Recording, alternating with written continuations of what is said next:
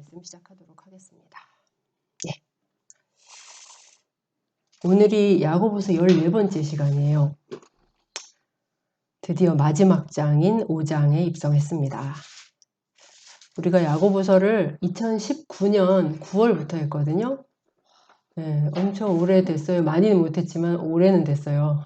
1년 반이 넘어서 이제 2년을 향해 가고 있는데 여러분이 야고보서 강해를 시작하기 전과 후에 야고보서에 대해서 가졌던 생각들의 변화는 어떤 것이고, 또 야고보서 말씀을 나누면서 또 들었던 생각들은 어떤 것들이 있으셨는지 어떠셨어요? 나는 예전에 야고보서를 읽을 때 이랬는데 말씀을 나누다 보니까 어땠다라든지 혹시 그런 거 얘기하실 분이 있으신가요?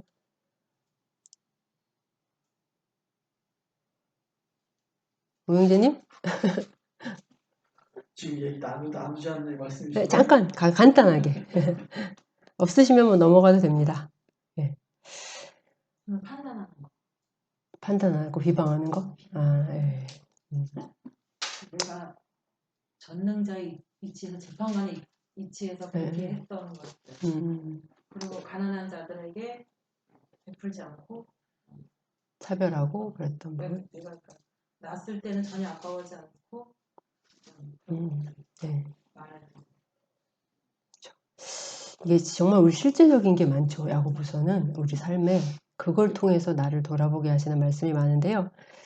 1장부터 지금까지 14번에 걸쳐서 우리가 말씀을 나눴는데, 아니 13번에 걸쳐서 여러분이 아마 그 말씀들이 다 기억나지는 않으실 거예요. 근데 이 모든 게 다 유튜브에 올라가 있으니까 박기자 형제님이 또 정성스럽게 편집하셔가지고 유튜브에 다 올려주고 계시니까 여러분 우리가 사실 말씀을 되게 잘 잊어버리거든요. 그 당시에는 되게 하고 딱 깨닫는데 지나면 잊어버려요.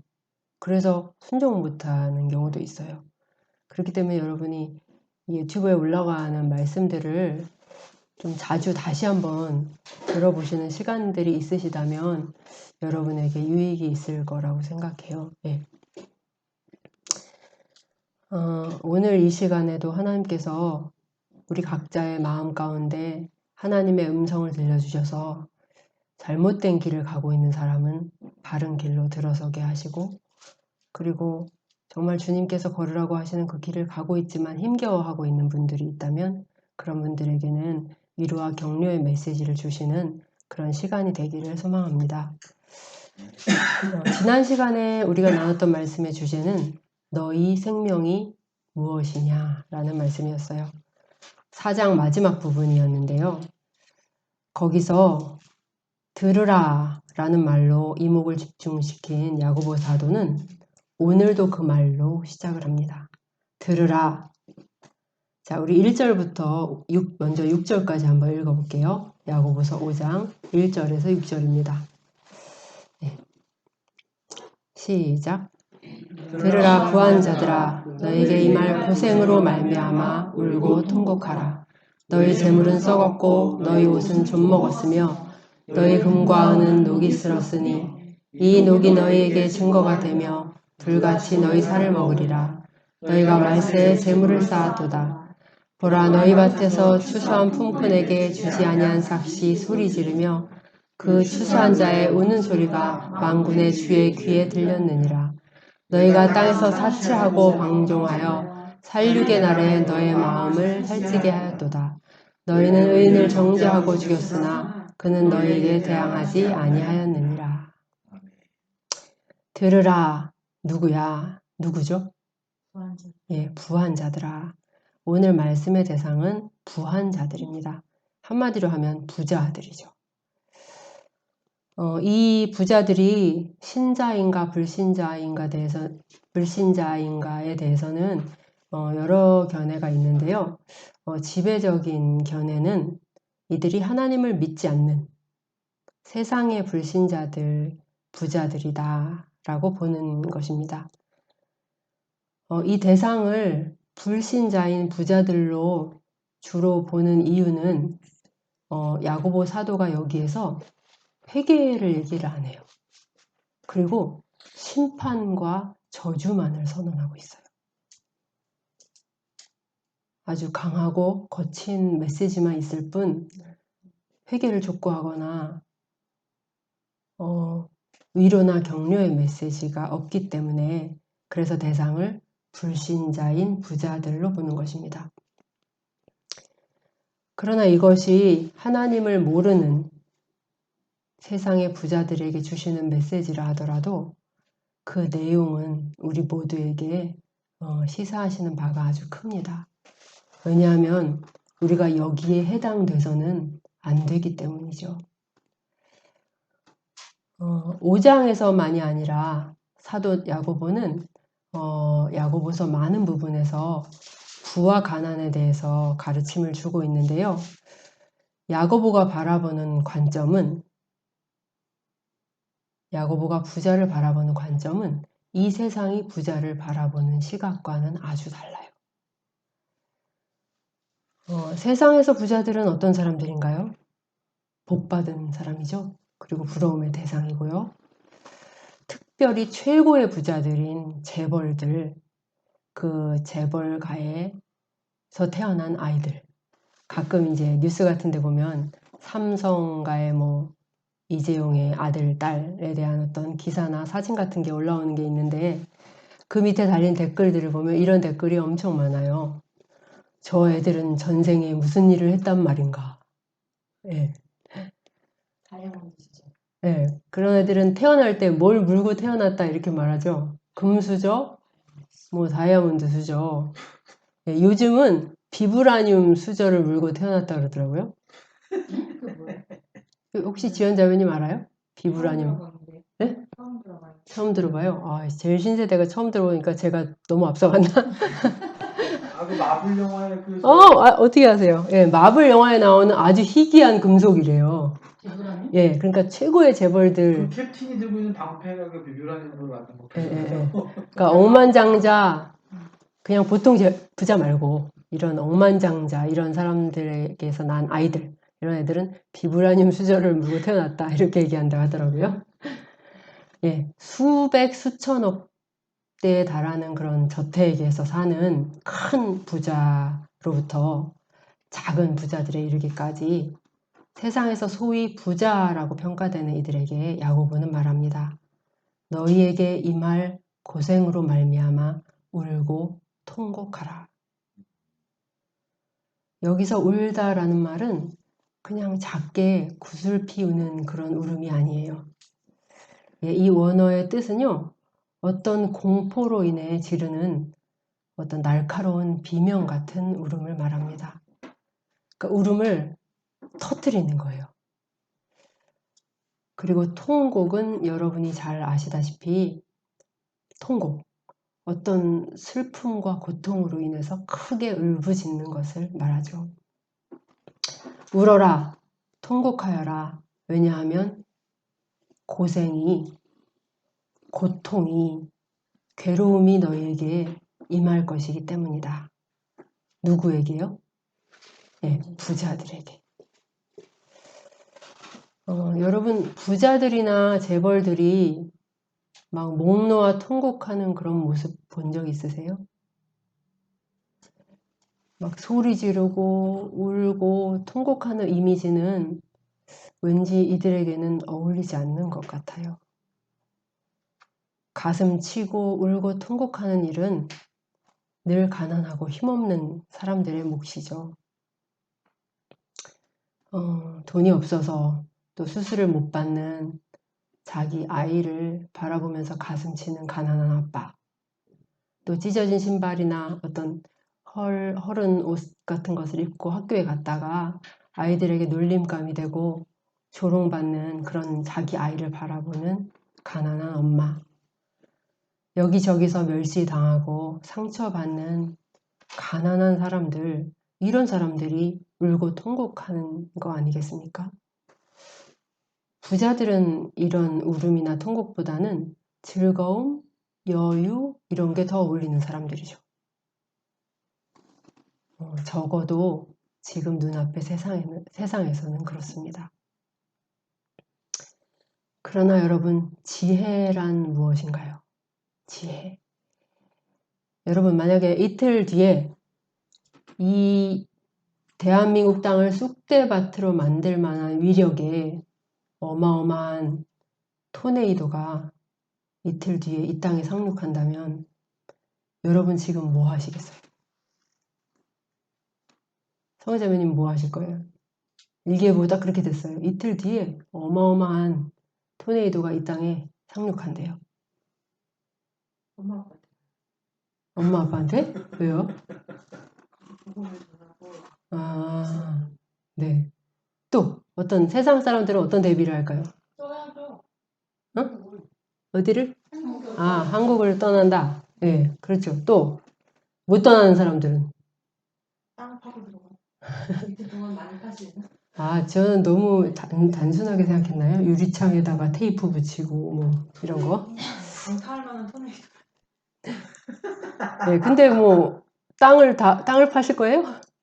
예, 하여튼 뭐 이런저런 할 수 있는 걸 다 하겠죠. 집에 있어야 된다면 뭐 모든 유리창을 다 어떻게 붙이든지 뭐 뭘 하든지 하고 떨어질 만한 물건들 다 갖다 동동 매놓고 우리 가족들도 어떤 기둥에다 매놓을 수도 있고 그것도 정 안 된다. 그럼 뭐 지하 상가에 가 있든지 땅굴을 파든지 예, 그러겠죠.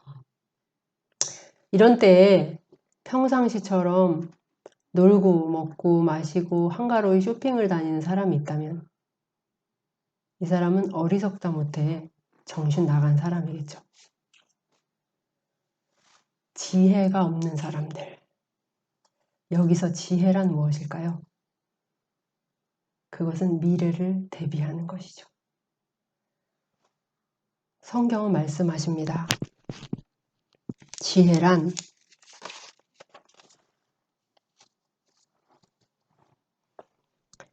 종말을 염두에 두고 그 날을 준비하며 오늘을 살아가는 것이다. 바로 이 신약 성경의 모든 메시지는 이 신약 성경의 세계관은 이 종말을 향해 있어요. 예수 그리스도 하나님의 아들이 육신을 입고 이 땅에 오셔서 모든 구속의 일을 다 마치시고 승천하신 때부터 시작된 종말. 토네이도처럼 지금 다가오고 있는 그 날을 향해 있습니다. 바울, 요한, 야고보를 비롯한 사도들과 많은 신약 성도들은 그래서 눈앞에 세상만을 보면서 살지 않았어요. 그들의 눈은 이 보이는 세상 저 너머에 다가오고 있는 그 어떤 날을 바라보고 있었으며 다시 오고 계시는 그분을 보고 있었습니다. 이것을 보는 자와 보지 못하는 자의 삶은 너무나도 다르겠죠. 예수님 당시 예수님과 제자들의 시각도 아주 달랐어요. 예수님 당시 예루살렘에는 아주 거대하고 위풍당당한 성전이 건축 중이었어요. 그 화려한 성전과 또 보석으로 번쩍이는 제사장들의 옷, 그리고 절기를 지키고 제사를 드리느라고 여기저기 바쁘게 오고 가는 사람들, 수많은 가축 행렬. 이 모든 것은 활기가 넘치고 다 잘 돼가는 것 같이 보였어요. 제자들이 예수님께 이렇게 말했죠. 선생님, 이 아름답고 위대한 성전을 보십시오. 정말 대단하지 않습니까? 그러나 주님이 보시는 성전의 모습은 그렇지 않았어요. 주님은 어떤 것을 보고 계셨나요? 주님이 보시는 성전은 피범벅이었어요. 그리고 몽땅 다 불에 탄 모습이었어요. 그리고 돌 위에 돌 하나도 남지 않고 완전히 철저하게 무너져 버릴 그 성전의 모습을 주님은 보고 계셨어요. 주님은 제자들에게 말씀하셨습니다. 너희가 이것을 보지 못하느냐? 내가 진실로 너희에게 이르노니 돌 하나도 돌 위에 남지 않고 모두 무너뜨려지리라. 주님은 오늘 우리에게도 말씀하십니다.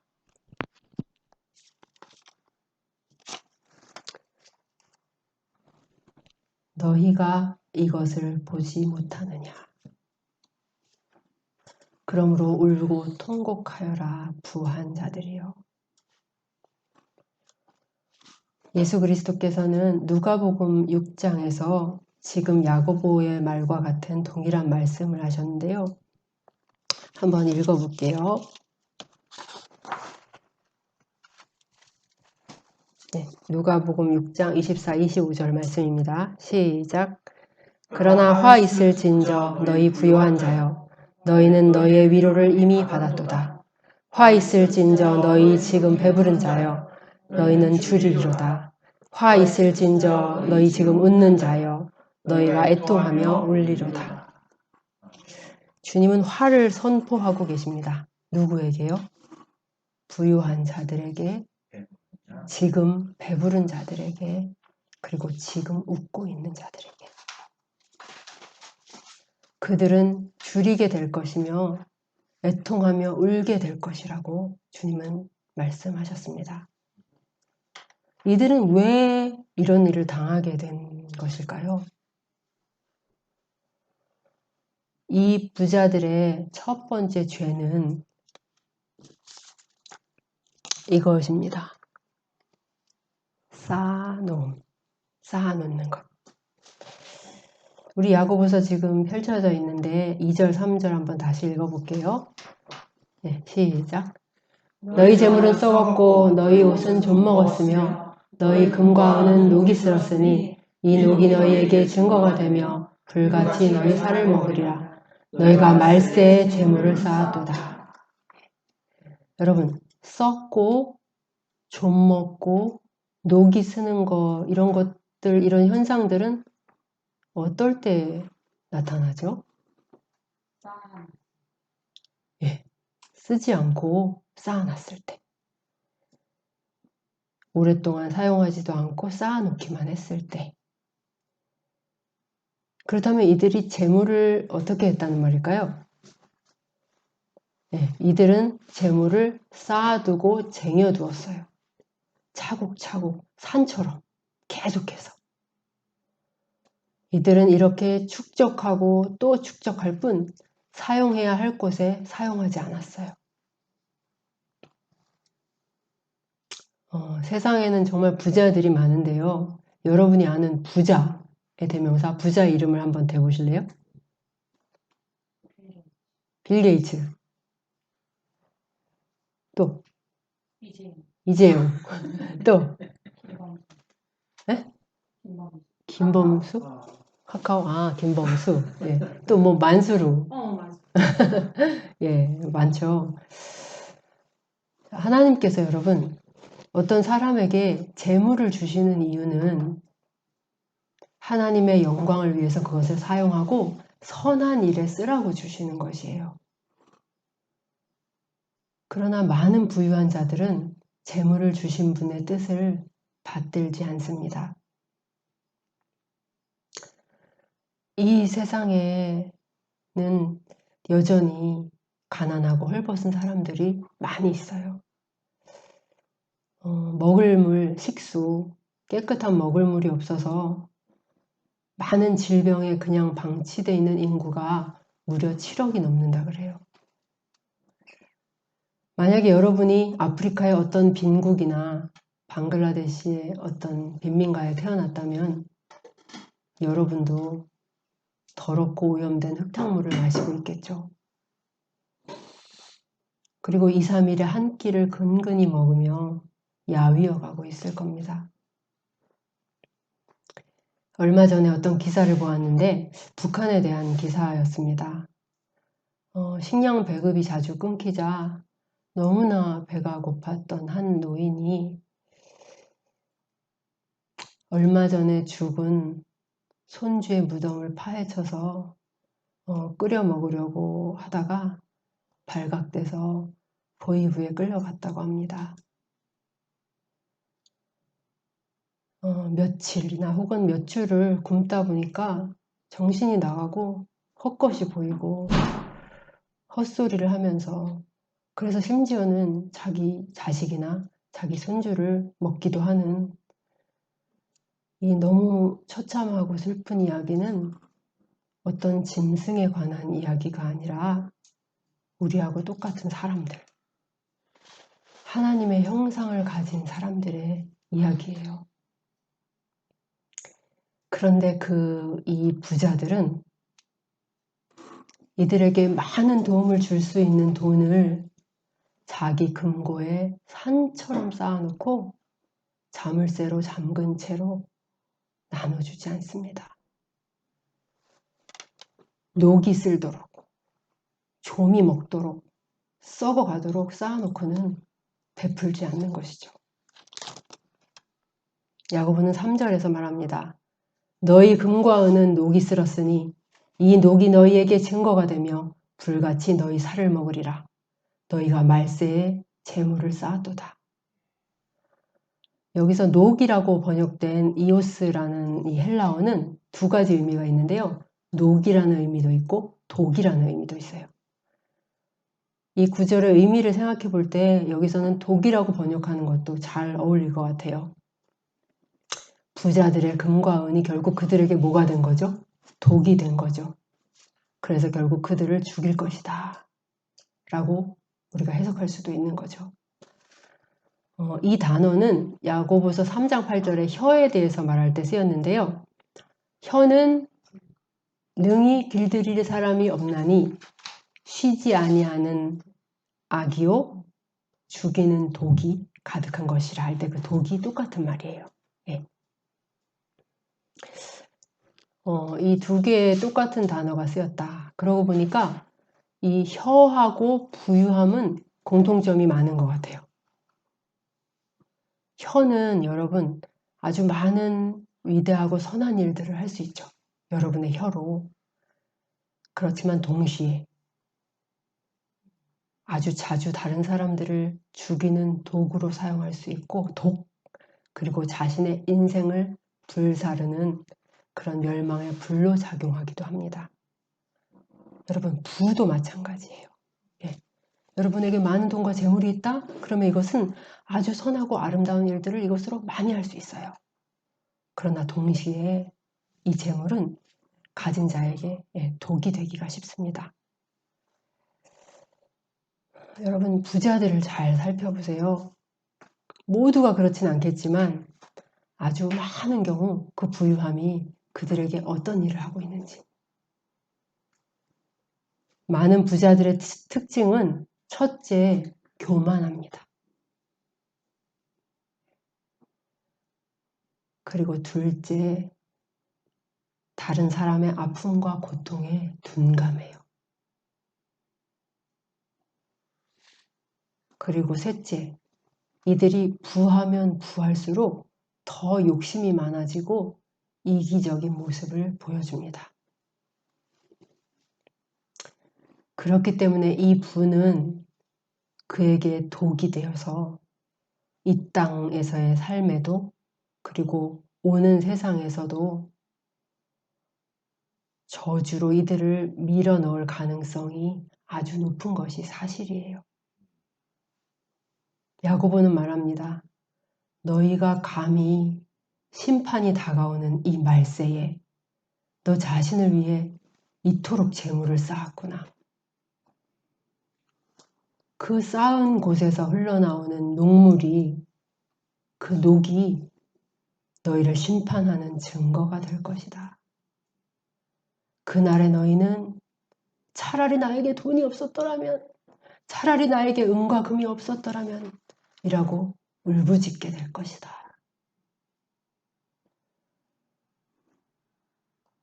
하나님의 시계를 보지 않고 이 세상에서 영원히 살고 영원히 누릴 것처럼 세상 재물을 높이 쌓았던 자들, 재물을 불리고 쌓는 일에 그리고 그 재물을 사용하는 일에 하나님을 전혀 고려하지 않았던 이 사람들은 불이 그들의 살을 먹는 것 같은 처참한 고통 속에 던져지게 될 것이라는 것이 성경의 말씀입니다. 마귀와 사자들을 위해 예비된 영영한 불 속으로 들어가게 될 것이다. 시편 기자도 동일한 메시지를 전하죠. 49편 말씀인데요. 길으니까 우리 한번 찾아볼까요? 49편 6절에서 12절 말씀입니다. 시편 49편 6절에서 12절.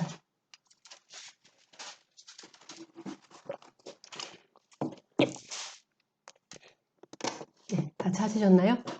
시편 49편 6절에서 12절 시작.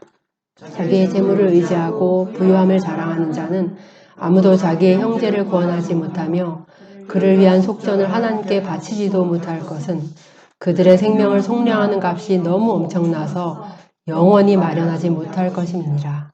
그가 영원히 살아서 죽음을 보지 않을 것인가. 그러나 그는 지혜 있는 자도 죽고 어리석고 무지한 자도 함께 망하며 그들의 재물은 남에게 남겨두고 떠나는 것을 보게 되리로다. 그러나 그들의 속 생각에 그들의 집은 영원히 있고 그들의 거처는 대대에 이르리라 하여 그들의 토지를 자기 이름으로 부르도다. 사람은 존귀하나 장구하지 못하며 멸망하는 짐승 같도다. 자기 자신을 위해 쌓고 모으고 축적하는 삶. 가난하고 어려운 사람들에게 자신의 부를 나눠주지 않는 삶. 만약 우리가 이와 같은 삶을 살고 있다면 야고보의 무서운 심판의 메시지를 새겨들어야 할 것입니다. 그 다음으로 야고보가 언급하는 부한 자들의 죄는 속임과 강탈입니다. 네, 4절 한번 보겠습니다. 4절 읽어볼게요. 야고보서로 다시 가셔서 5장 4절 읽어보겠습니다. 시작. 보라, 너희 밭에서 추수한 품꾼에게 주지 아니한 삭시 소리 지르며 그 추수한 자의 우는 소리가 만군의 주의 귀에 들렸느니라. 아주 많은 사람들이 이런 일들을 통해서 부자가 되는데요. 그것은 뭐냐 하면 다른 사람의 삭을 자기 주머니에 넣는 것입니다. 야고보 당시에는 많은 부자들이 농장주였죠. 그리고 대부분이 일용직 노동자들이었어요. 지금처럼 뭐 정규직이나 이런 개념이 없었죠. 하루 벌어서 정말 하루 사는 사람들이었기 때문에 이들은 하루 이틀 품삯을 받지 못하면 삶을 영위하기가 어려웠어요. 가족들이 굶어야 했던 거죠. 그렇지만 부자들은 이런저런 이유와 핑계를 대면서 그들의 몫을 주지 않았습니다. 그리고 주지 않은 그들의 삭은 고스란히 부자의 재산이 되었죠. 지금은 이런 일들이 별로 없을까요? 지금이 더 많을 겁니다. 우리 그런 얘기 뉴스에서 많이 들었죠. 동남아시아 노동자들, 그들을 착취하고 월급을 제대로 주지 않는 사업주들에 대한 이야기를 참 많이 들었었죠. 사장님 월급 주세요. 이렇게 말하면 폭행하고 협박을 하죠. 고소할 테면 해봐라. 네가 대한민국 법을 알아? 한국말도 제대로 못하는 주제. 완전한 약자인 이들은 눈앞에서 그렇게 자기의 몫을 강탈당해야 했습니다. 비단 이들뿐만이 아니죠.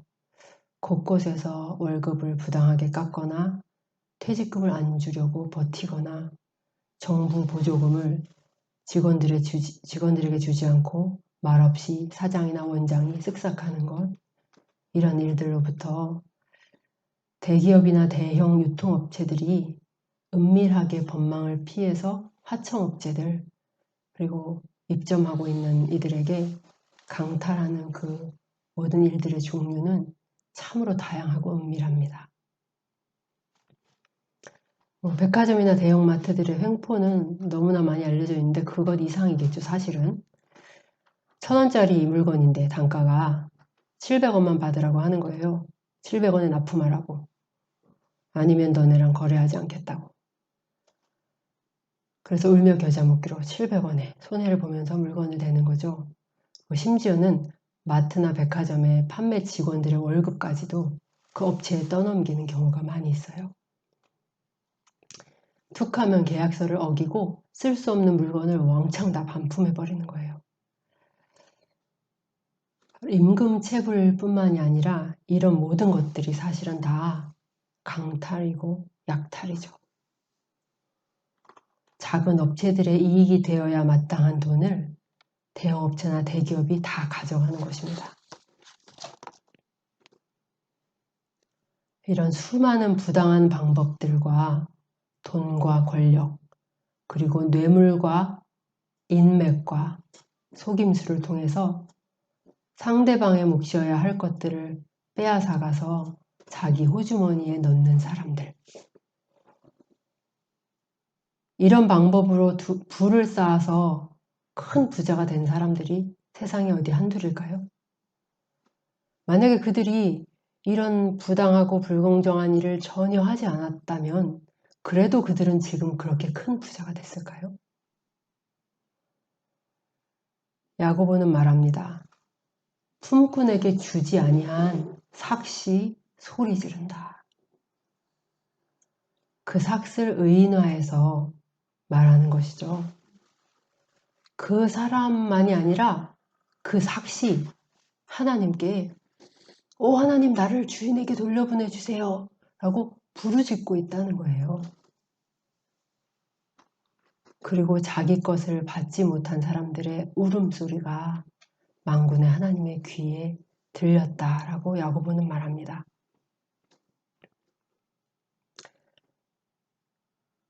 우리가 부러워하는 그 부자들은 그들이 만약 가난한 사람들과 약자들을 희생시켜서 자신의 부를 불리고 있으며 점점 더 부자가 되어가고 있다면 그들은 이것을 알아야 합니다. 하나님께서 그들에게 당한 자들의 울음소리를 다 듣고 계시며 이것을 엄히 심판하실 날이 온다는 사실을요.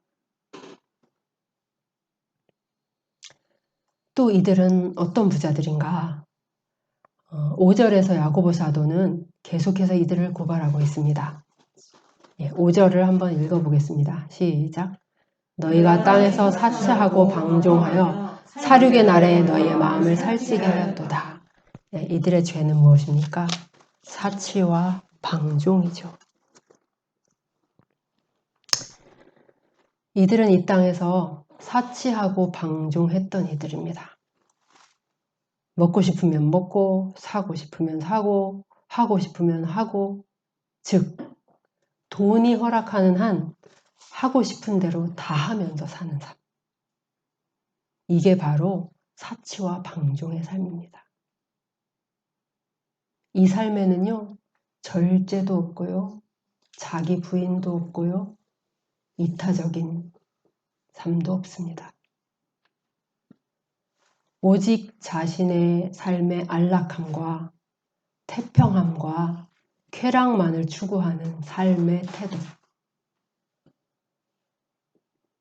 다른 어려운 사람들에게는 베풀지 않지만 자기 자신을 위해서는 아낌없이 쓰고 사치를 누리는 사람들입니다.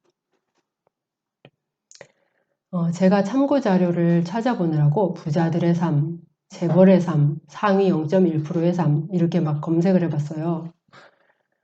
우리는 막 옷이 몇십만 원 이러면 비싸다 이러잖아요.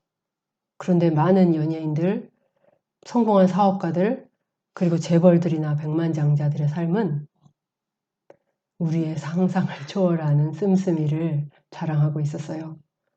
한 백만장자의 16살 아들은 운동화를 수집하는 취미가 있어서 아예 휴즈룸, 드레스룸이 아니라 휴즈룸까지 따로 이렇게 지었어요, 건물로. 그래갖고 지금까지 사들인 운동화가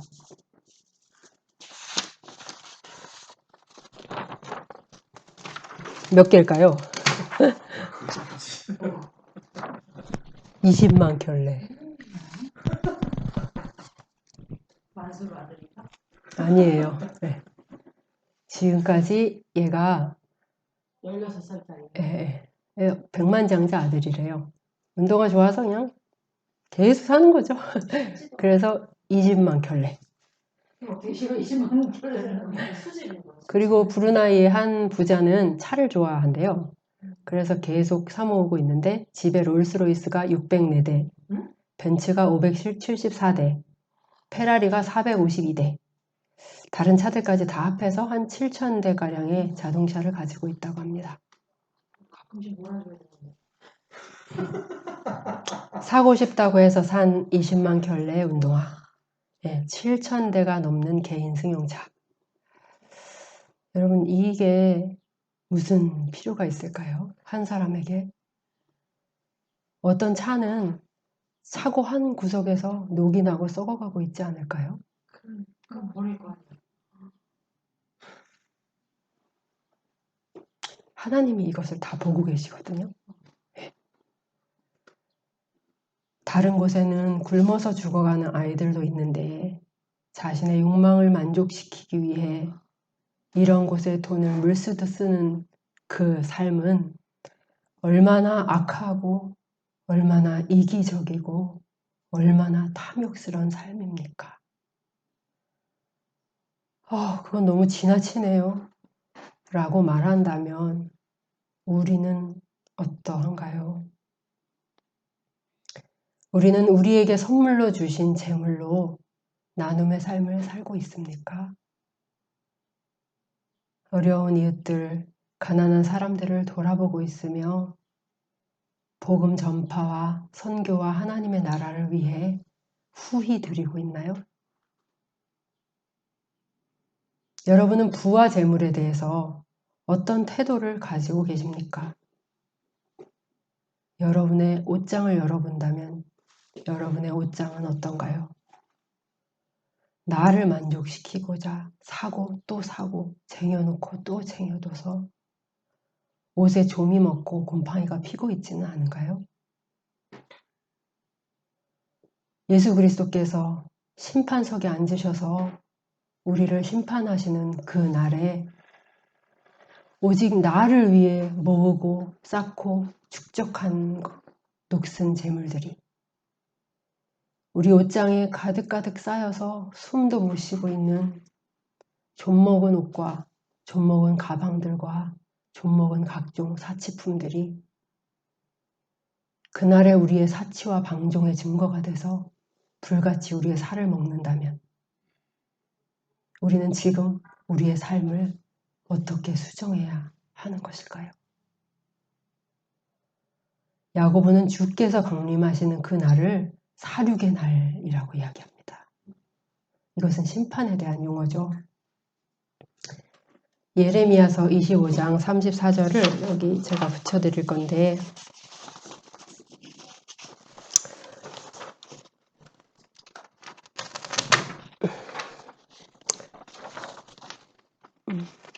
한번 읽어보겠습니다. 시작. 목자들아 너희는 울부짖으며 통곡하여라. 양떼의 인도자들아 너희는 죄 위에서 뒹굴어라. 너희가 사륙을 당할 날이 다가왔다. 귀한 그릇이 떨어져 깨지듯이 너희가 부서질 것이다. 예레미야도 하나님의 심판의 날을 뭐라고 부르고 있죠? 사륙을 당할 날이라고 부르고 있습니다. 여러분은 예수 그리스도께서 다시 오시는 그날을 장밋빛 가득한 오직 행복만이 넘치는 그런 날이라고 보고 계신가요? 아멘. 그러나 그날은 동시에 사륙의 날이기도 합니다. 아멘. 그날은 많은 자들이 사륙을 당하는 날이며 크고 두려운 날이 될 것이라고 성경은 말씀하십니다. 사육하소서. 사륙은 사실 짐승에 대해서 쓰는 말이죠. 그죠? 도륙, 사륙 이런 말. 그런데 참으로 안타깝게도 야고보가 말하는 이 부자들은 어떤 면에서는 아무 생각 없이 사는 짐승들과도 같아요. 그들은 날마다 풍성한 초장을 즐기며 시시각각 살이 쪄가고 있지만 도살장에 갈 날이 다가오고 있다는 사실을 전혀 알지 못합니다. 이기적인 풍요와 안락함 속에서 하나님도 있고 이웃도 있고 살았던 부유한 사람들의 최후는 비참할 것입니다. 야고보서를 보면 처음에 수신자를 흩어져 있는 12지파에게라고 쓰고 있죠. 사방 곳곳에 흩어져 있다 보니 이들은 힘이 없었어요. 모여야 힘이 생기잖아요. 대부분의 유대인 이 그리스도인들은 늘 비주류였고 가난하고 힘이 없는 사람들이었어요. 지금도 그런 일들이 많지만 그 시대에는 부도덕한 부자들이 대놓고 가난한 자들을 착취하고 속이고 삭슬 주지 않는 일들이 허다했습니다. 시대에 순응하지 않고 불의한 문화를 따르지 않으려 애쓰는 그리스도인들은 그런 주인들에게 더 큰 박해와 고통을 당했습니다. 그리고 그런 박해와 괴롭힘은 대부분 지독한 가난으로 이어졌어요. 참으로 가난한 신자들이 교회 안에 많이 있었죠.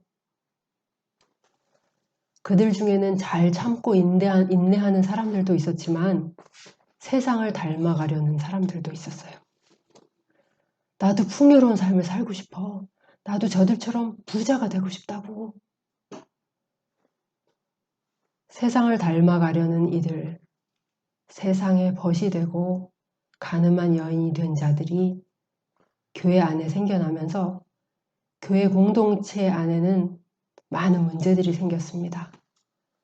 가난한가 부한가로 사람들을 차별하고 또 다투고 시기하고 싸우는 일들, 서로 비방하며 허탄한 세상 자랑을 늘어놓는 이들이 적지 않았습니다.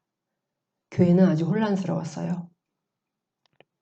야고보서는 바로 그런 교회, 세상의 풍랑 속에서 이리 비틀 저리 비틀거리는 교회 공동체를 향하여 쓰고 있는 서신입니다.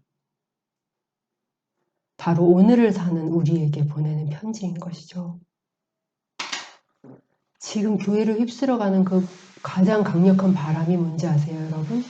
그것은 바로 세속화의 바람이에요. 교회가 세상이 돼가는 거예요. 이 세속화의 바람 속에서 교회가 비틀거리고 신자들은 세상을 닮아가려고 하고 있고 부자의 삶을 부러워하고 있습니다. 이게 바로 현대의 교회들이 앓고 있는 가장 중한 질병이죠. 이들에게 야고보는 분명히 볼 것을 보도록 하고 있습니다. 그 불의한 부자들이 심판날에 당할 일을 선지자의 언어로 뚜렷하게 가르쳐 줍니다. 저들이 당할 일을 보고도 너희가 그들의 삶을 부러워하겠느냐. 동시에 야고보는 이 형제 자매들에게 위로와 격려의 메시지를 전하기를 원했어요. 그들이 더 이상 흔들리지 않고 굳건히 서기를 바랐습니다.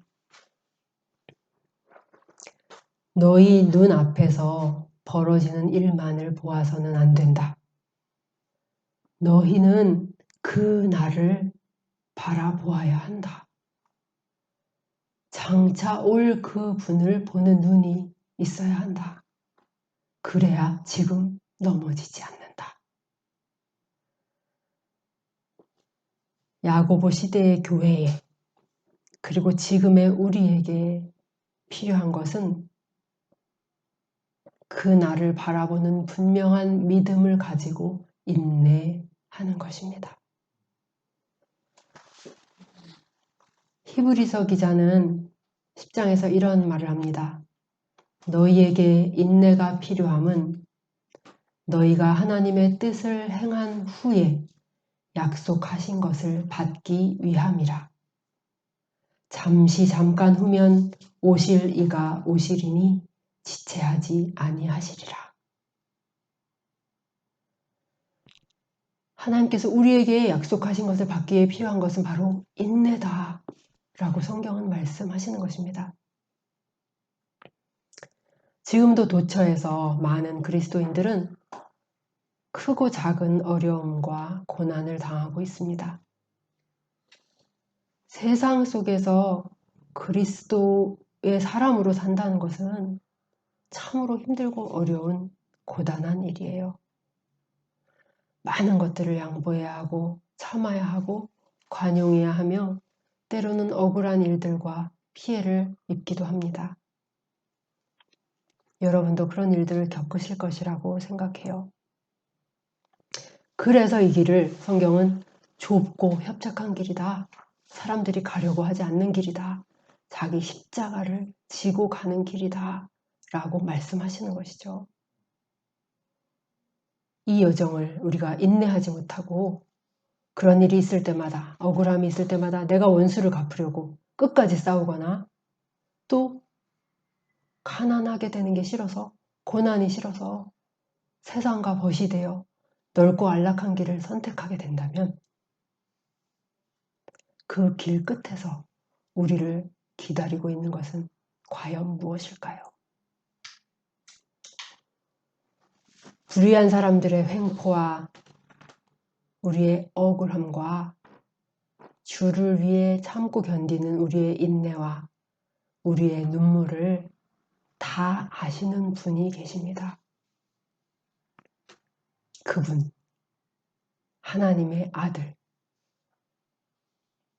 예수 그리스도께서 이 모든 것을 바로 잡고 명명백백히 밝히시는 날이 옵니다. 여러분, 그 심판의 아침이 밝아오고 있습니다. 그러므로 형제들아, 그 날을 바라보고 오늘을 살아라. 7절에서 11절까지 우리 한번 읽어볼게요. 7절에서 11절 시작. 그러므로 형제들아 주께서 강림하시기까지 길이 참으라. 보라 농부가 땅에서 나는 귀한 열매를 바라고 길이 참아 이른 비와 늦은 비를 기다리나니 너희도 길이 참고 마음을 굳건하게 하라. 주의 강림이 가까우니라. 형제들아 서로 원망하지 말라. 그리하여야 심판을 면하리라. 보라 심판주가 문 밖에 서 계시니라. 형제들아 주의 이름으로 말한 선지자들을 고난과 오래 참음의 본으로 삼으라. 보라 인내하는 자를 우리가 복되다 하나니 너희가 욥의 인내를 들었고 주께서 주신 결말을 보았거니와 주는 가장 자비하시고 긍휼히 여기시는 이시니라. 아멘. 그러므로 형제들아 주께서 강림하시기까지 길이 참으라.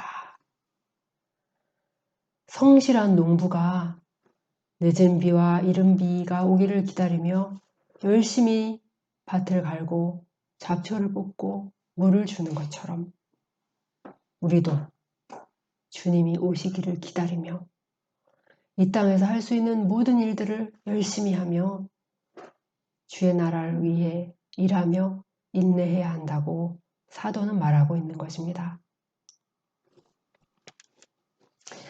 또 하나 사도가 언급하는 것은 서로 원망하지 말라는 것입니다.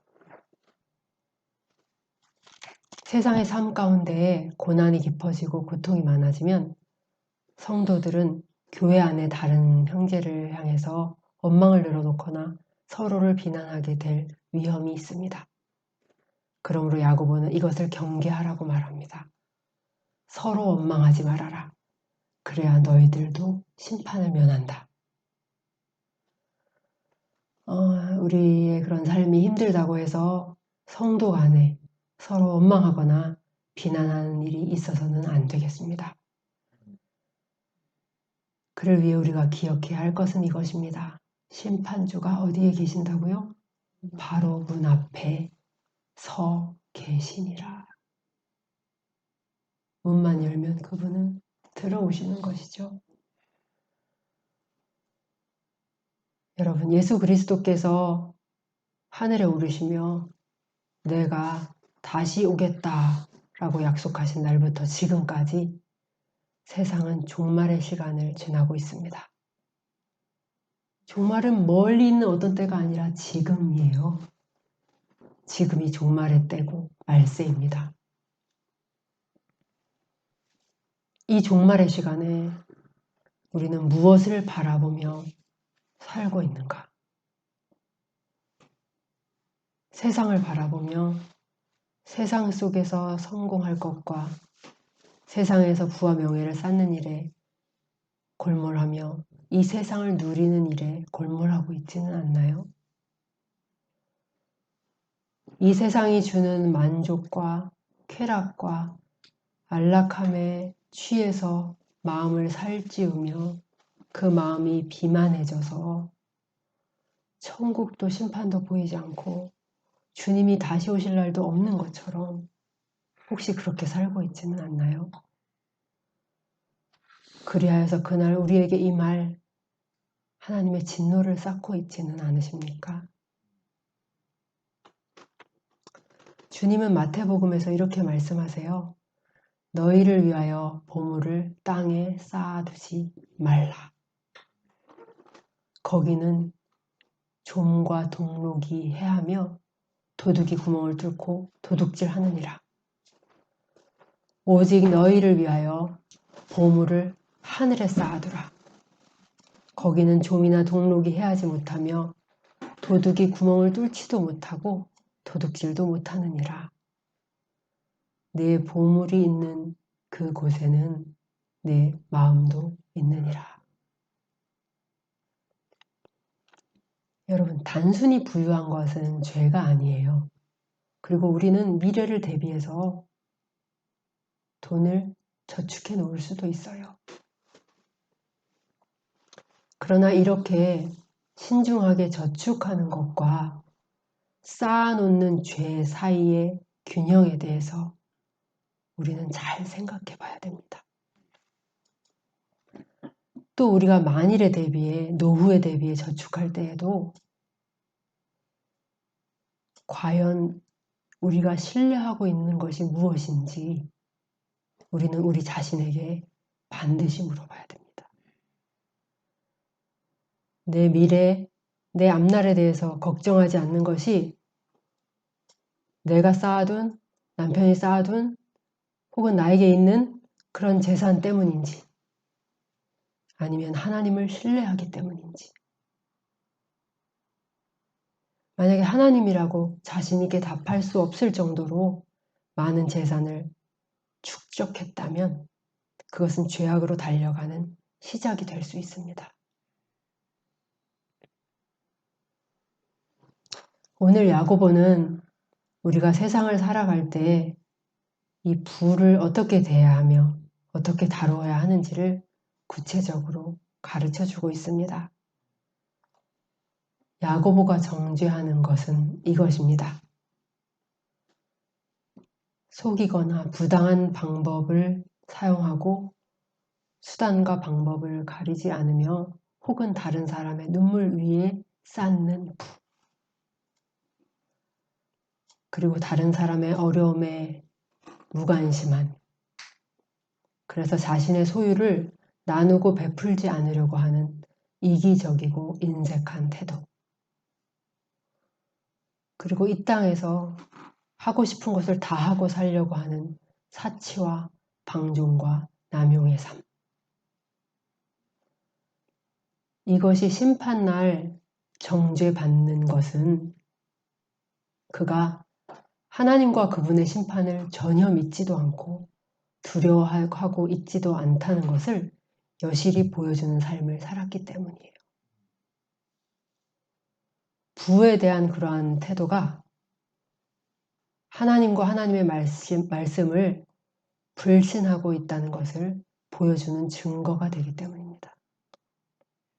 여러분, 믿음이 있다면 결코 이런 태도로 살 수가 없겠죠. 정말 하나님을 우리가 믿고 그분이 다시 오실 심판의 날이 있다는 것을 우리가 믿는다면 이런 태도를 견지하며 살 수는 없을 것입니다. 우리의 눈은 어디를 바라보고 또 어떻게 살고 있는가? 마라나타의 소망을 품고 파루시아, 주께서 다시 오실 그날을 여러분 계속해서 보고 사십니까? 주님이 저기서 뚜벅뚜벅 걸어오고 계신 모습이 보이시나요? 정말 보이세요? 정말 믿고 계세요? 아멘.